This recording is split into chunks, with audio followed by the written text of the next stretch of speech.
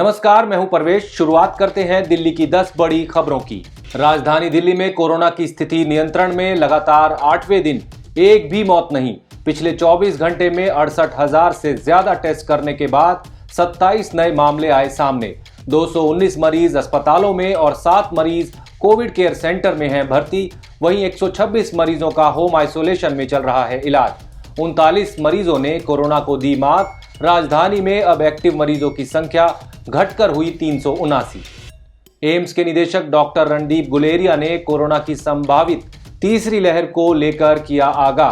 कहा, कोरोना अभी खत्म नहीं हुआ है, संक्रमण का खतरा बरकरार है। ऐसे में अगले कुछ महीनों के दौरान आने वाले त्योहारों में लोगों के लिए अधिक सतर्कता जरूरी है।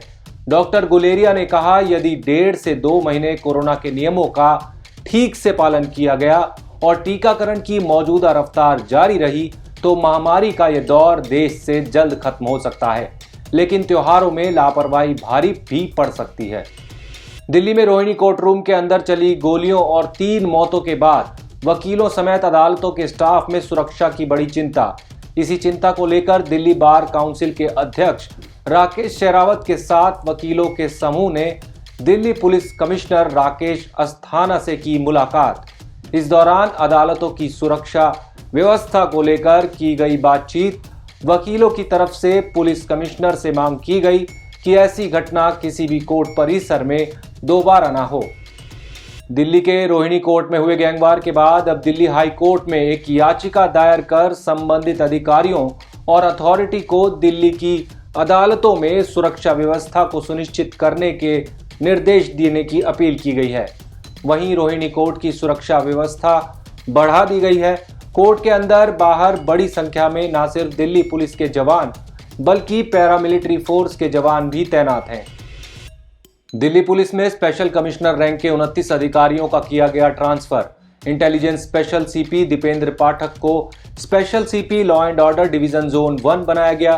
सशस्त्र पुलिस के स्पेशल सीपी रॉबिन हिबू को स्पेशल सीपी सशस्त्र पुलिस डिवीजन और दिल्ली पुलिस हाउसिंग कॉरपोरेशन के प्रबंध निदेशक के रूप में तैनात किया गया है।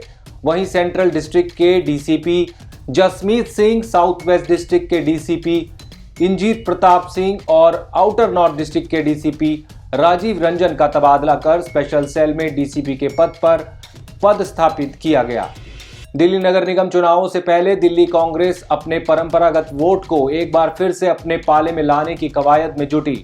कांग्रेस ने दलितों पर हो रहे अत्याचारों और अधिकारों की लड़ाई का हवाला देते हुए शनिवार को दिल्ली प्रदेश कांग्रेस अध्यक्ष अनिल कुमार चौधरी समेत कई कांग्रेसी नेताओं ने महापंचायत बुलाई।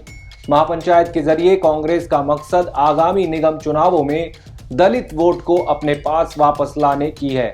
वहीं पंचायत के जरिए कांग्रेस ने केंद्र और दिल्ली सरकार को दलित विरोधी करार दिया। पूर्वी दिल्ली नगर निगम अब कूड़े से कमाई की बना रही है योजना। अब पूर्वी दिल्ली में कहीं भी फिल्म और वेब सीरीज की शूटिंग के लिए निर्माताओं को प्रतिदिन 75,000 रुपए और लैंडफिल साइट के पास शूटिंग के लिए 2 लाख रुपए चुकाने होंगे।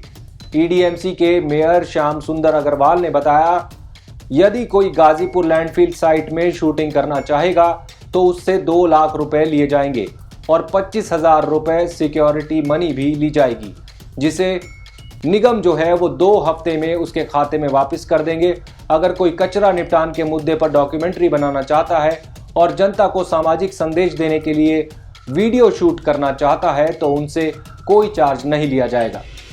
दिल्ली हाई कोर्ट में पटाखों के प्रतिबंध के खिलाफ दायर की गई याचिका में दिवाली के त्योहार के दौरान राजधानी में पटाखों के भंडारण, बिक्री और उपयोग पर पूरी तरह से प्रतिबंध लगाने के दिल्ली सरकार के फैसले में संशोधन करने की मांग की गई है।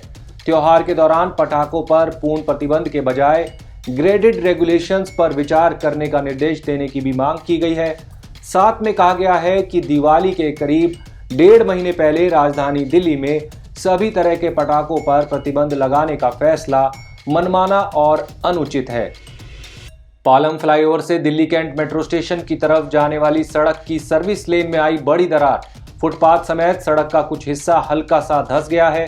दरार बीते कई हफ्तों से देखी जा रही है और दिन प्रतिदिन बढ़ रही है, पर अभी तक इसकी सुध नहीं ली गई है। ट्विटर पर पीडब्ल्यूडी को शिकायत देने के 24 घंटे बाद भी कोई कार्रवाई सुनिश्चित नहीं की गई है। यदि सड़क धंसती है तो बड़ा हादसा हो सकता है और कोई बड़ी दुर्घटना भी हो सकती है। साउथ एमसीडी ने बनाई नई फिल्म शूटिंग पॉलिसी। एक ही पोर्टल पर फिल्मों की शूटिंग की मिल सकेगी इजाजत। नई फिल्म पॉलिसी के तहत निर्माताओं को निगम के दायरे में फिल्मों की शूटिंग करने के लिए दक्षिणी निगम की वेबसाइट पर ऑनलाइन आवेदन करना होगा। सभी जरूरी दस्तावेज और शुल्क के साथ जमा आवेदनों को प्रेस और सूचना निदेशालय की तरफ से 3 दिनों में ऑनलाइन अनुमति दे दी जाएगी। नई ऑनलाइन प्रक्रिया सरल, पारदर्शी होने के साथ ही प्रभावी भी है। आप देख रहे थे दिल्ली की 10 बड़ी खबरें। हमारी बाकी की खबरों के अपडेट्स पाने के लिए चैनल को सब्सक्राइब कर लीजिए। शुक्रिया।